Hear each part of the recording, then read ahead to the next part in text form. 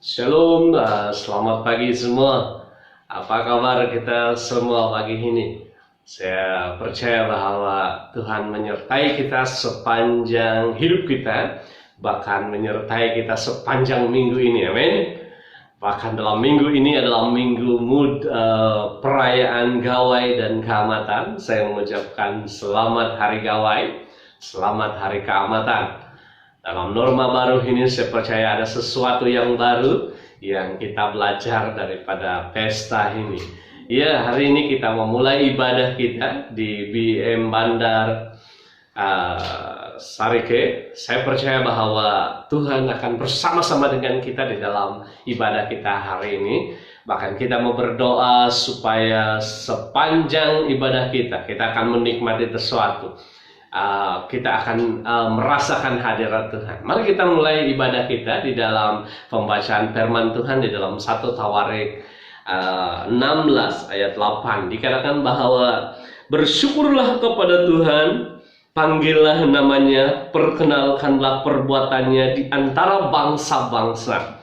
Bernyanyilah baginya, bermazmurlah baginya, percakapkanlah segala perbuatannya yang ajaib. Ayat 10 berkata, bermegahlah di dalam namanya yang kudus, biarlah bersuka hati orang-orang yang mencari Tuhan.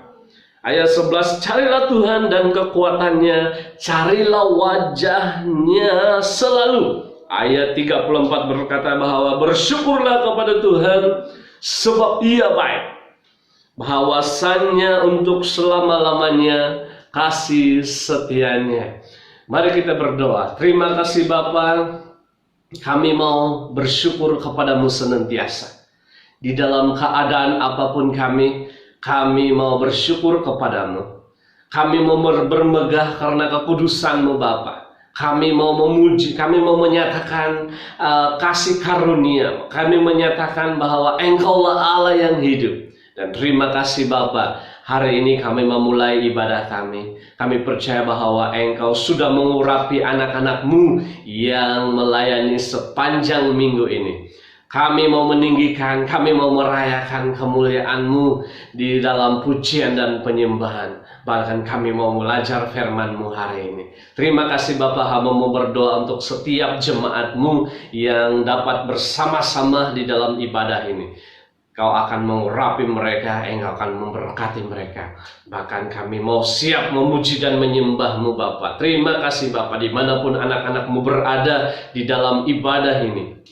Kami percaya bahwa Engkau akan bersama. Nyatakan isi hati-Mu buat mereka. Nyatakan isi hati-Mu buat kami semua sepanjang ibadah online ini. Supaya kami dapat mengetahui. Terima kasih Bapa, terima kasih Roh Kudus. Engkaulah Allah yang beserta kami. Terima kasih Bapa, kami memulai dan kami siap memuji dan menyembah, bahkan belajar akan firman-Mu. Haleluya, terima kasih Bapa. Di dalam nama Tuhan Yesus kami berdoa. Amin. Kita mau, saya persilahkan tim pujian dan penyembahan untuk meneruskan ibadah kita. Shalom, selamat pagi jemaat Tuhan yang dikasihi dalam Tuhan Yesus Kristus. Kita bersyukur karena hari ini kita dapat bertemu kembali untuk memuji dan memuliakan nama Tuhan. Dimanapun kita berada, saya berharap agar tiap pribadi dapat sama-sama kami dan tim pada pagi ini untuk memuji dan menyembah Tuhan. Mari kita sama-sama bangkit berdiri.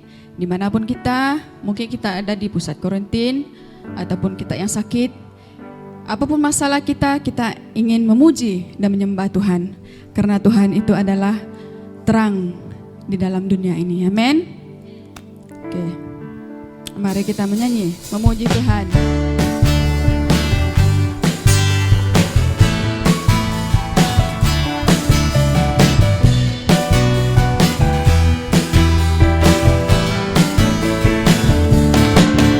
Segala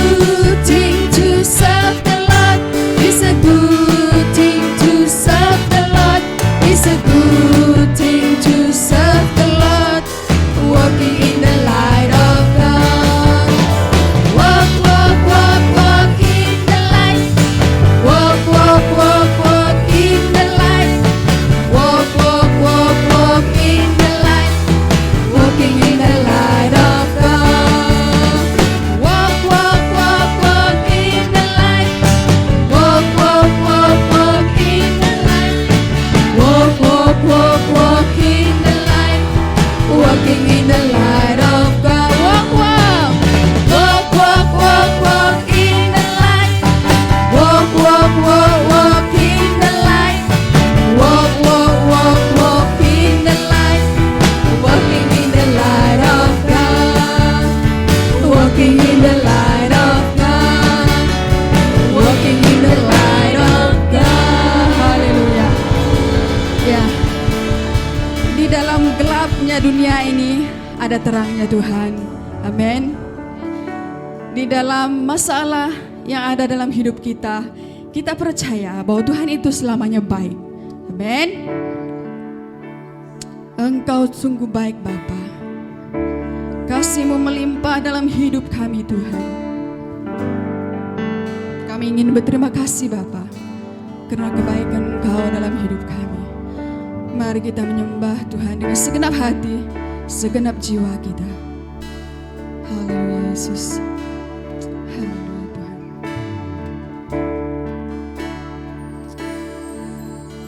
Bapa,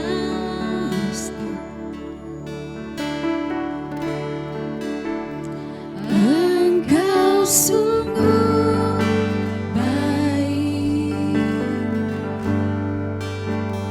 Kasih-Mu melimpah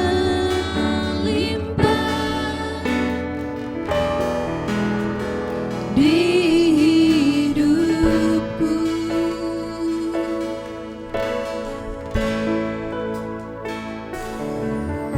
Bapa,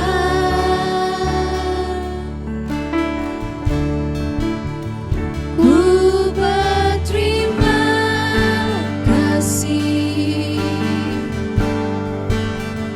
Berkat-Mu hari ini yang Kau sediakan bagiku. Ku naikkan syukurku buat hari yang Kau beri. Tak habis-habisnya kasih dan rahmat-Mu selalu baru, selalu baru, dan tak pernah terlambat pertolongan-Mu. Besar setiamu di sepanjang hidupku. Bapa, Engkau sungguh baik Tuhan. Bapa,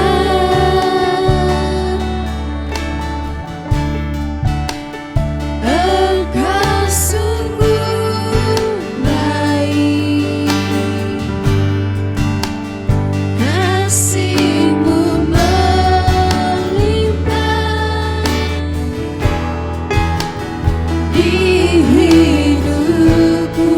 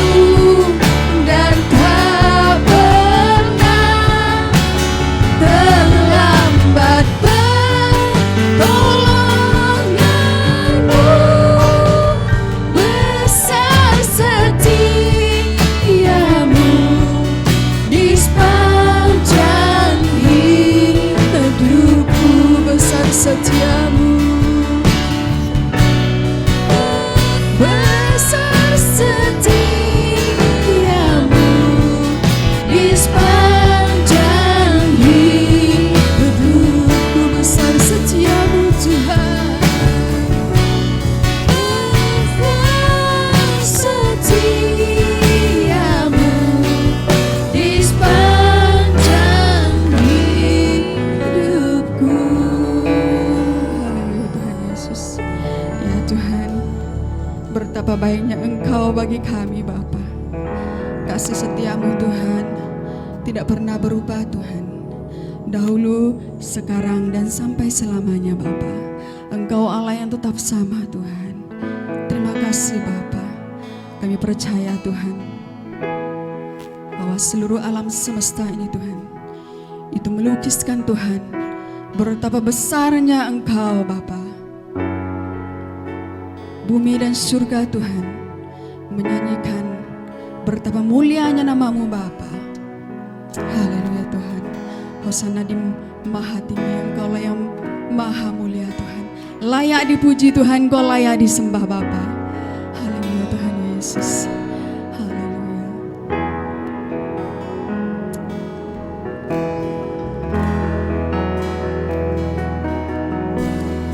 Alam semesta melukiskan kebesaran Tuhan. Bumi dan surga menyanyikan kemuliaan nama-Mu. Hosana,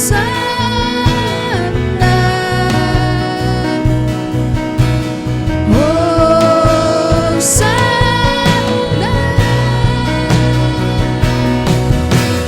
Layak dipuji, disembah, Kaulah yang bertata dulu, sekarang, dan selamanya. Raja atas segala raja, nama-Mu besar termulia.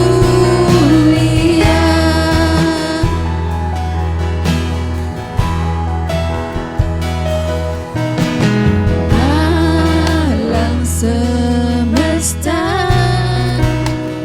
melukiskan kebesaran Tuhan. Bumi dan surga menyanyikan kemuliaan nama-Mu. Hosana,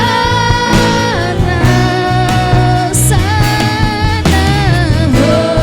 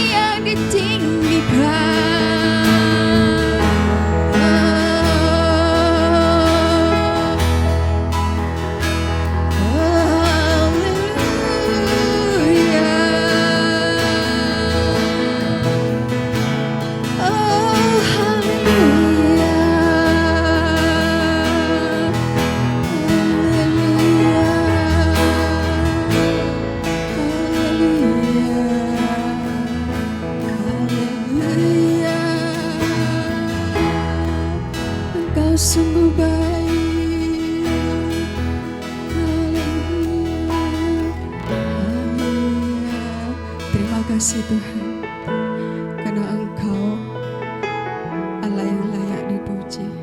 Hanya Engkau Tuhan yang layak ditinggikan Bapa. Walaupun dalam keadaan kami saat ini Tuhan, kami percaya Bapa, bahwa kami tidak perlu takut Tuhan, apapun yang datang ke dunia ini Tuhan. Karena Tuhan berkata dalam firman-Mu, bahwa roh yang ada dalam kami Tuhan, lebih berkuasa daripada roh yang ada di dunia ini Tuhan. Dan kami tidak perlu takut apapun Tuhan, karena kami percaya Bapa, bahwa Engkau Allah yang menyertai kami. Engkaulah Alfa dan Omega Tuhan, Engkau yang awal dan yang akhir Bapa. Hanya Engkau yang layak dipuji, hanya Engkau yang layak disembah, ditinggikan, diagungkan Tuhan, karena Engkau Raja segala raja Bapa. Haleluya Tuhan.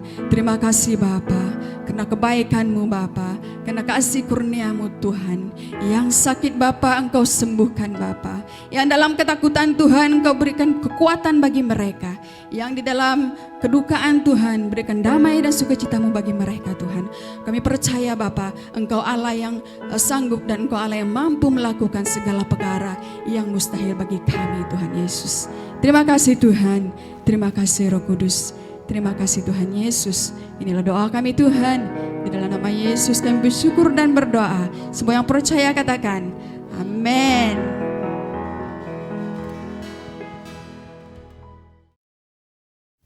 Salam sejahtera dalam Tuhan Yesus Kristus. Kembali pada hari ini saya diberi kesempatan untuk menyampaikan firman Tuhan untuk kita bersama pada kesempatan ini. Saudara yang dikasih dalam Tuhan Yesus, topik yang telah dipercayakan kepada saya diambil daripada Kolose 3 ayat 18 sampai yang ke-25. Saya akan membacakan ayat firman Tuhan ini mulai daripada ayat 18. Istri-istri, tunduklah kepada suamimu sebagaimana seharusnya dalam Tuhan. Suami-suami, kasihilah istrimu dan jangan berlaku kasar terhadap mereka. Ayat yang ke-20. Anak-anak, taatilah orang tuamu dalam segala hal karena ini menyenangkan Tuhan. Ayat 21, bapak-bapak, jangan memicu kemarahan anak-anakmu supaya mereka tidak menjadi patah semangat. Budak-budak, taatilah tuan-tuanmu yang ada di dunia ini dalam segala hal. Lakukanlah itu bukan hanya saat mereka melihatmu dan untuk menyenangkan mereka, melainkan dengan tulus hati karena takut akan Tuhan. Ayat 23, apa saja yang kamu lakukan, lakukanlah dengan segenap hati seperti untuk Tuhan dan bukan untuk manusia. 24, sebab kamu tahu bahwa dari Tuhan kamu akan menerima warisan sebagai upah. Kristus Tuhanlah yang sedang kamu layani. Ayat 25 yang terakhir, sebab orang yang berbuat salah akan menerima balasan atas kesalahan yang dilakukannya dan tidak ada yang dikecualikan. Saudara yang dikasih dalam Tuhan Yesus, saya akan temakan bagian ini demikian, ajaran Yesus untuk rumah tangga Kristen melalui ilham Roh Kudus kepada Paulus. Saya singkatkan saja begini, bahwa rumah tangga perlu ada peraturan atau pengurusan yang tepat sebagai jemaat di Kolose.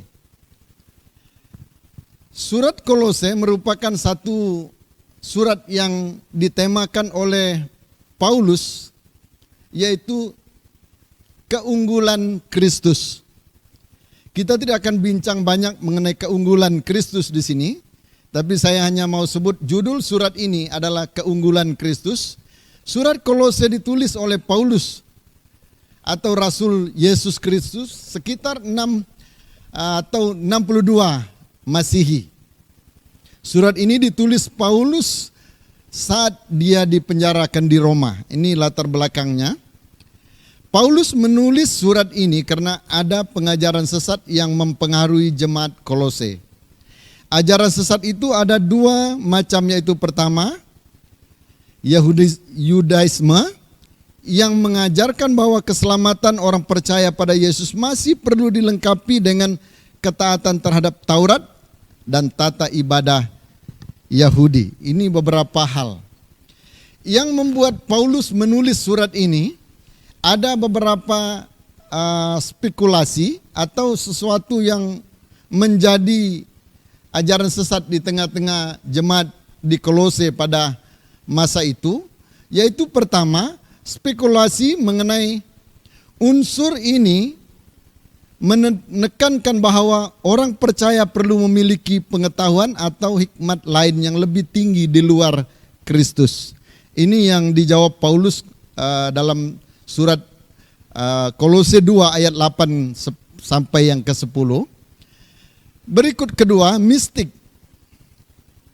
Ia disebut juga unsur ini menekankan bahwa orang percaya perlu menyembah malaikat sebagai perantaraan dirinya dengan Allah. Ini jelas sekali yang kedua ini menyeleweng. Kita tidak sepatutnya menyembah malaikat karena dia bukan Tuhan. Paulus menjawab ini juga di dalam suratnya ini. Dan juga yang ketiga, masalah yang perlu diselesaikan Paulus melalui surat Kolose ini, dia disebut ascetism. Susah mau sebut ini. Unsur ini menekan bahwa orang percaya perlu mendisiplin tubuh supaya lebih diperkenankan Allah. Dia menjawab ini dalam 2 Kolose atau pasal 2 ayat 23 dalam Kolose. Yang keempat, masalah ritual atau satu upacara. Unsur ini menekan bahwa orang percaya harus mengutamakan hal-hal lahiriah, contohnya makanan, minuman, hari raya, bulan baru atau hari Sabat. Ini yang ditekankan oleh para nabi palsu yang ada ketika Paulus khawatir mengenai Kolose.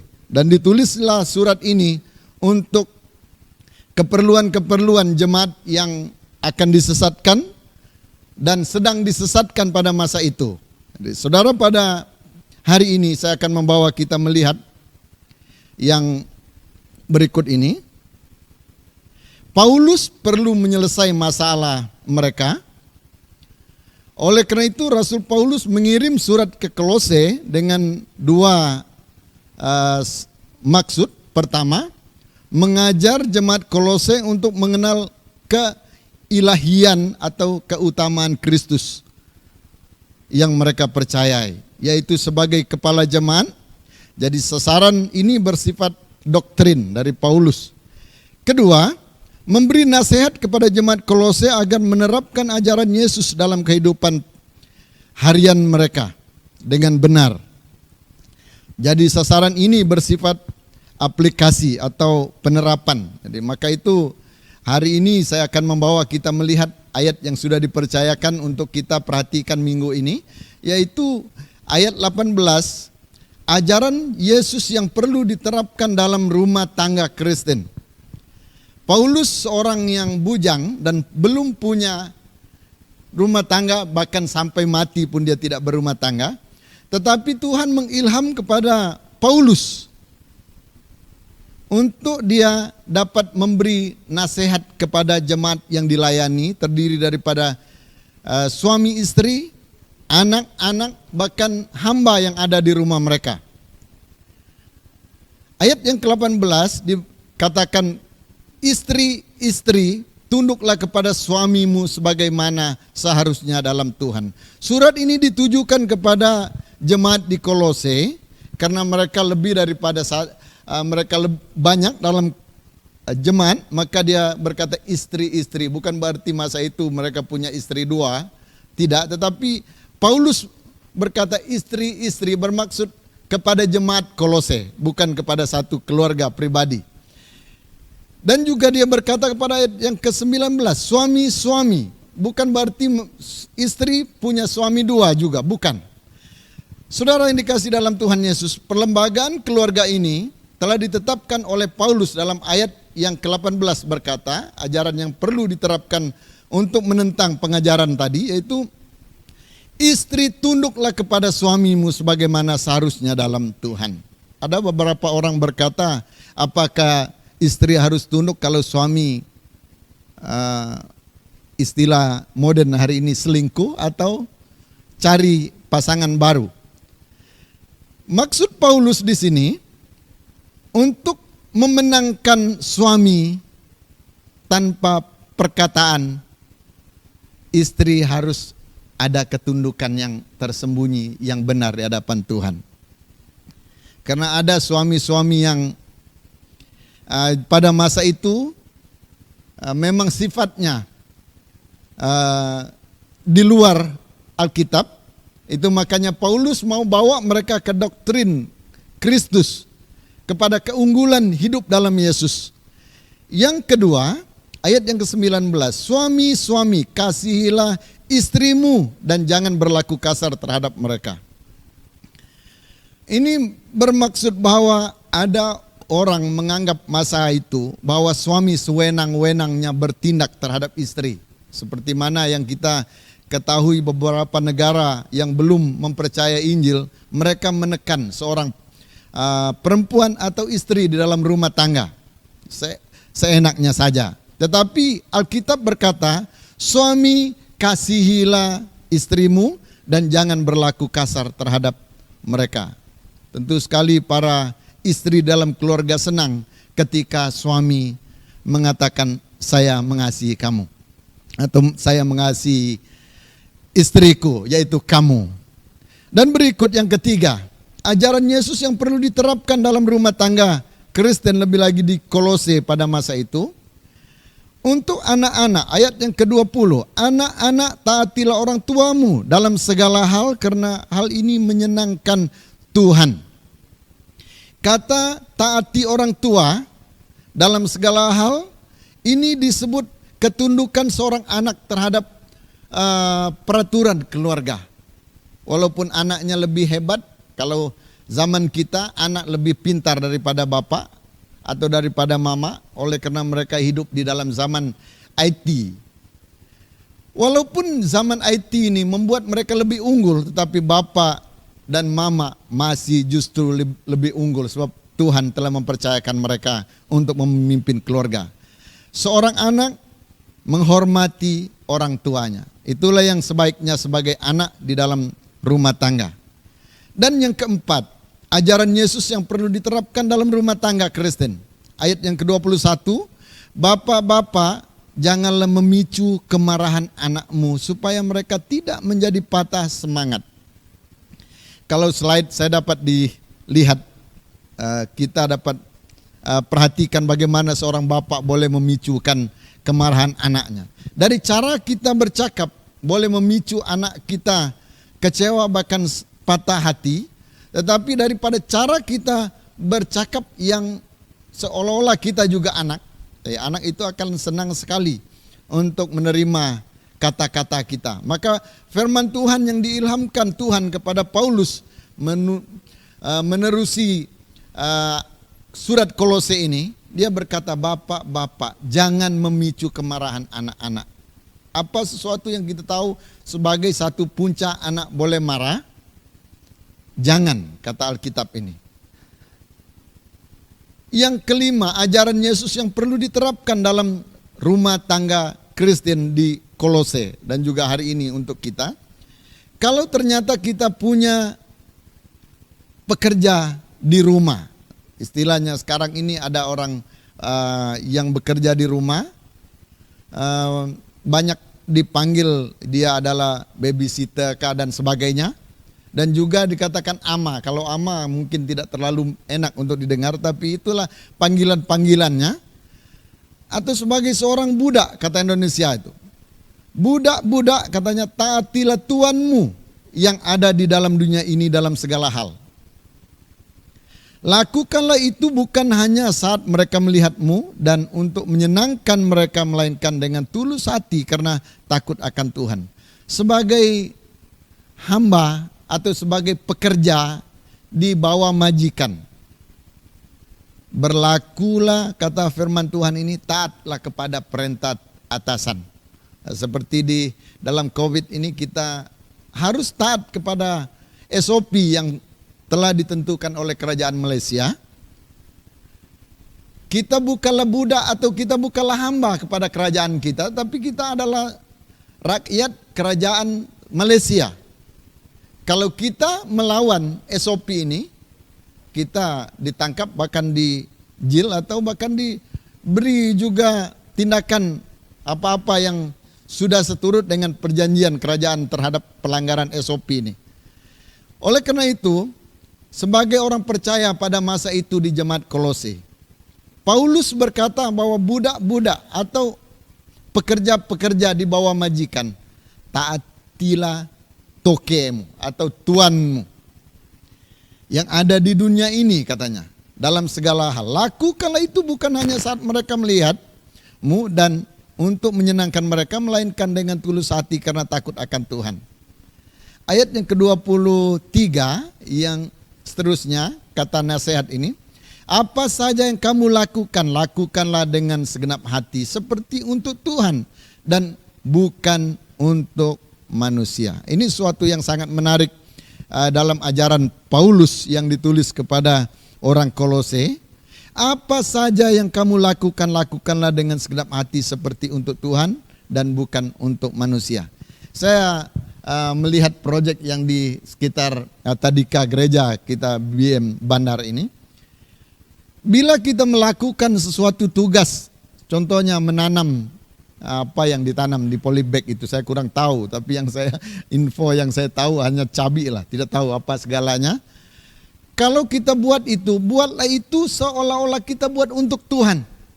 Bukan buat untuk Pastor Paul, bukan buat untuk para penatua gereja, tetapi buatlah itu untuk Tuhan. Kata Paulus kepada jemaat di Kolose, apa saja yang kamu lakukan, lakukanlah dengan segenap hatimu seperti untuk Tuhan dan bukan untuk manusia. Kalau kita menganggap ini untuk penatua-penatua gereja, ini untuk sekolah itu nanti keuntungan orang lain, dan kita melakukannya dengan tidak nyaman, kita akan menjawab ayat yang diberi kepada Paulus kepada orang di Kolose, ilham ini. Ini ilham Tuhan, Roh Kudus kepada Paulus. Maka segala sesuatu yang kita buat, baik SOP yang kita harus lakukan hari ini, lakukanlah itu untuk Tuhan, bukan untuk Perdana Menteri Malaysia. Tetapi kita lakukanlah itu untuk Allah kita di surga. Ayat yang ke-23, apa saja, saya ulangi sekali lagi, apa saja yang kamu lakukan, lakukanlah dengan segenap hati seperti untuk Tuhan dan bukan untuk manusia. 24, akibat pengurusan rumah tangga yang baik. Ayat yang ke-24, sebab kamu tahu bahwa dari Tuhan kamu akan menerima warisan. Sebagai upamu, Kristus Tuhanlah yang sedang kamu layani. 25 yang terakhir, sebab orang yang berbuat salah akan menerima balasan atas kesalahan yang dilakukannya dan tidak ada yang dikecualikan. Saudara yang dikasihi dalam Tuhan Yesus, akibat pengurusan rumah tangga yang baik atau yang benar menurut kata Roh Kudus kepada Paulus yang dituliskannya kepada jemaat di Kolose, kamu tahu dari Tuhan kamu akan menerima warisan. Kita mungkin tidak menerima warisan apa-apa daripada ibu bapa kita, karena mereka tidak mencukupi apa yang kita perlukan. Tetapi warisan yang sangat mulia yang Paulus sendiri katakan melalui Roh Kudus yang diilhamkan kepadanya. Tuhan akan mewariskan sesuatu kepada kamu sebagai upamu. Kristus Tuhan yang sedang kamu layani. Ayat yang ke-25, sebab orang yang berbuat salah akan menerima balasan atas kesalahan yang dilakukannya dan tidak ada yang dikecualikan.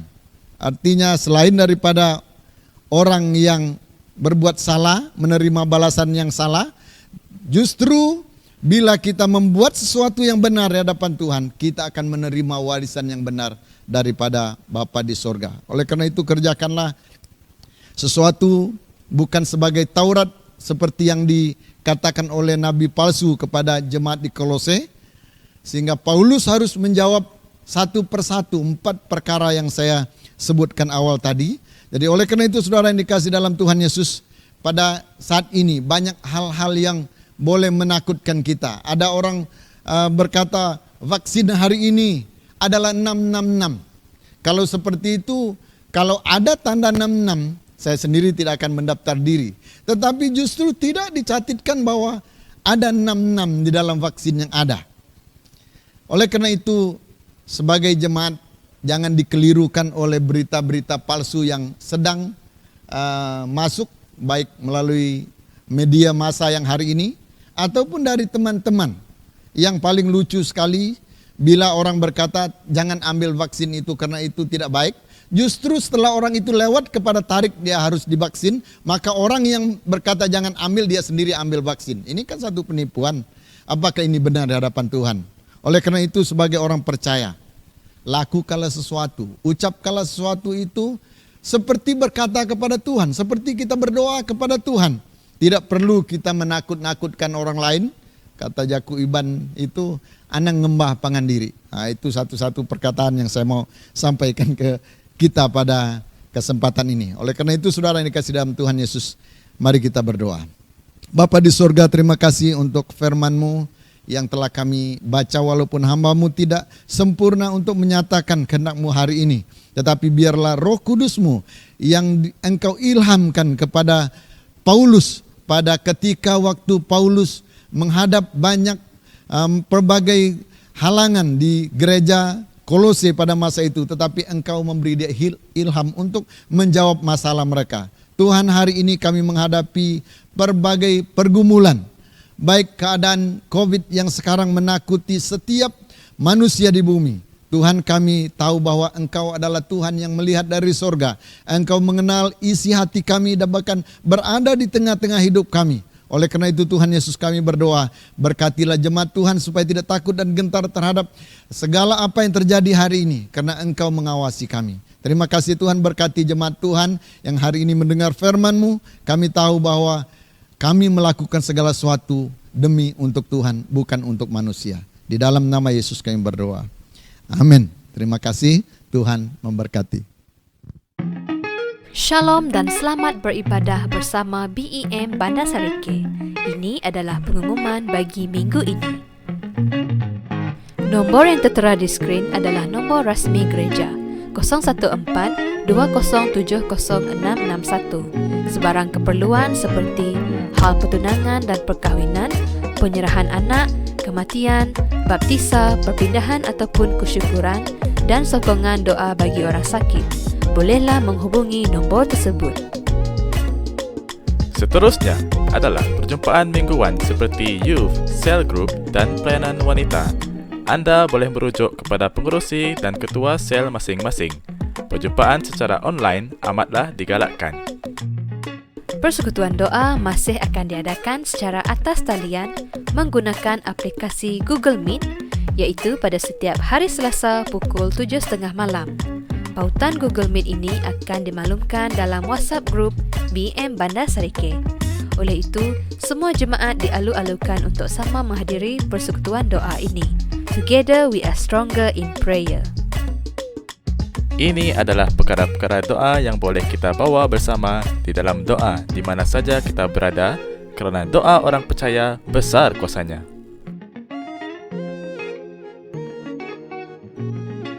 Tertera di skrin adalah laporan kewangan BEM Bandar Sarike pada minggu yang lalu.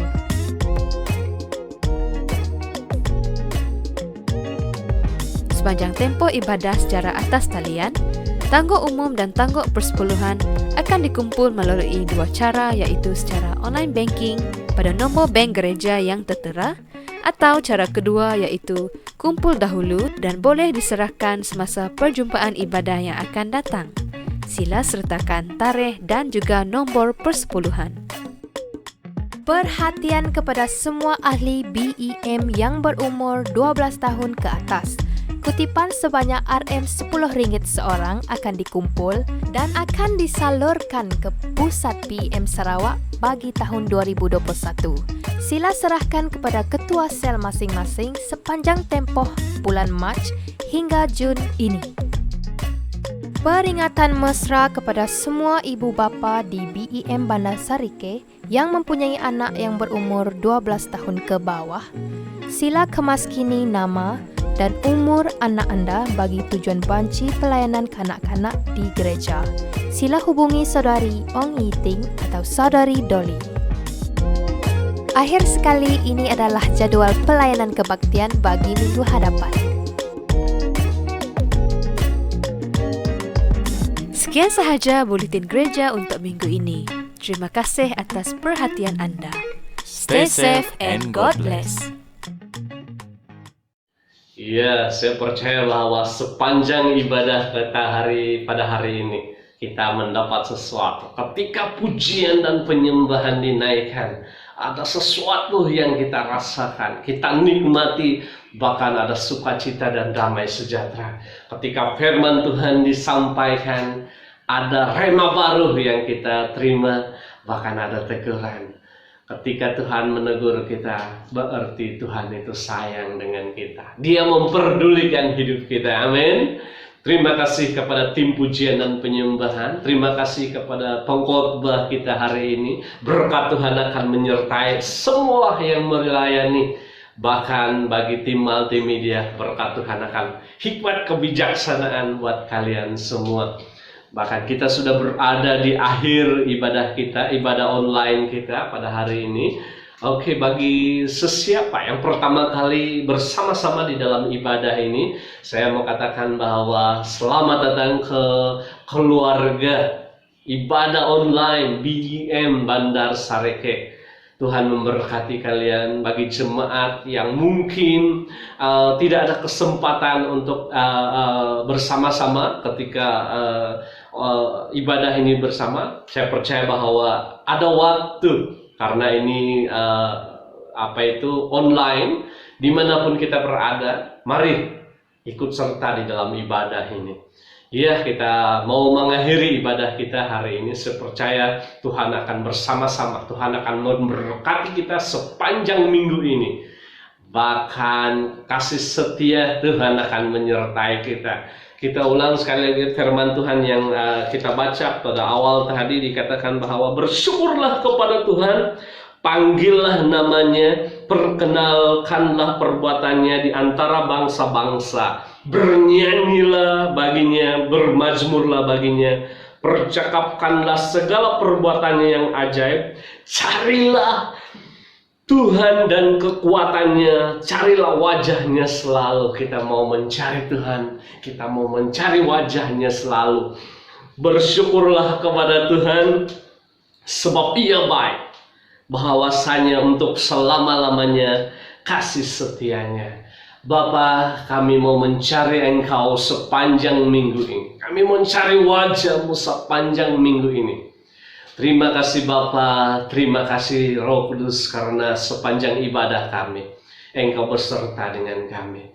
Terima kasih atas jamahan yang Kau berikan buat kami. Terima kasih atas damai sejahtera yang Kau berikan buat kami. Kami mau bersyukur kepadamu karena Engkau baik.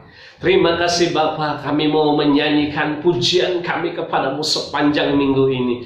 Kami mau menyatakan isi hati kami. Kami mau bersyukur kepadamu. Terima kasih Bapa atas perlindungan-Mu buat jemaat-Mu sepanjang minggu ini. Yang bekerja, Engkau akan menyertai.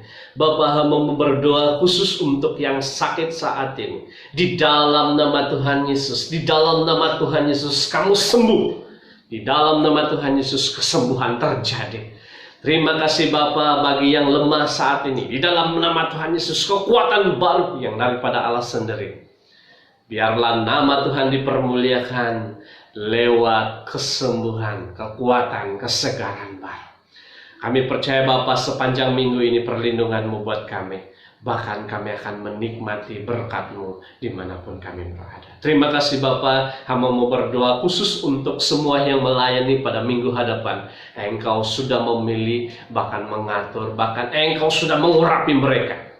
Dan kami percaya mereka akan melakukan pelayanan ini dengan luar biasa. Terima kasih Bapa, terima kasih Roh Kudus. Panjang minggu ini, sepanjang keluar masuk kami dari rumah kami percaya Engkau akan beserta dengan kami. Terima kasih Bapa atas penjagaan-Mu setiap keluarga. kesatuan baru daripada alasan. Terima kasih Bapak, dalam nama Tuhan Yesus kami berdoa, ucap syukur. Amin. Terima kasih, Tuhan memberkati. Jumpa lagi di dalam ibadah kita berikutnya. Terima kasih, Tuhan memberkati kita.